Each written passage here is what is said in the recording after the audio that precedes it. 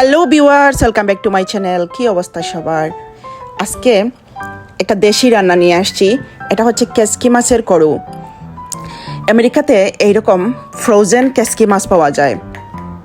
তো আজকে কেসকি মাছ এনেছি আমি। এই আমড়ার মুকুলটাও পেয়েছি 7 বছর পরে আমেরিকাতে। তো এটাও নিয়ে আসছি। আমড়ার মুকুল দিয়ে কেসকি মাছ রান্না করব।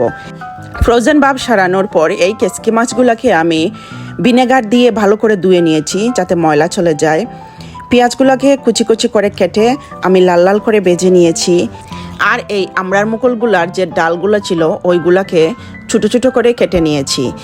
এখন এই আখাটা আমড়ার মুকুলগুলোকে আমি এই কেসকি মাছের উপরে দিয়ে দিয়েছি। এখন আমি এখানে হলুদ দিয়ে দিয়েছি আর আদা পেস্ট দিয়েছি,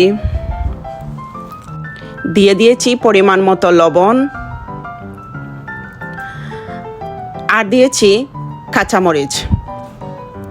ছোটো মাছের মধ্যে একটু ঝাল না হলে আবার খেতে বেশি টেস্ট হয় না।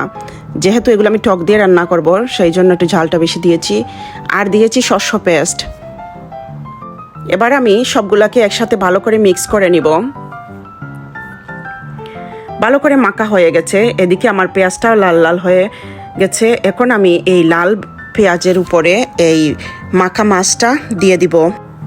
কাঁচামরিচের পাশাপাশি কিছু শুকনো মরিচের গুঁড়া উপরে দিয়ে দিয়েছি। এখন আমি এইটাকে ভালো করে উপর নিচ করে মিক্স করে নিব।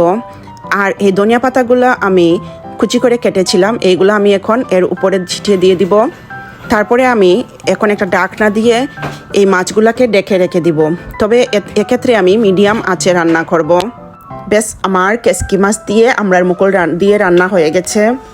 আমার ভিডিওটা আশা করি আপনাদের খুবই ভালো লেগেছে। আবারও আসবো নতুন কোনো ভিডিও নিয়ে। ততক্ষণ পর্যন্ত ভালো থাকবেন সবাই। আর যদি আমার চ্যানেলটা আপনারা সাবস্ক্রাইব না করেন তাহলে অবশ্যই সাবস্ক্রাইব করে নেবেন।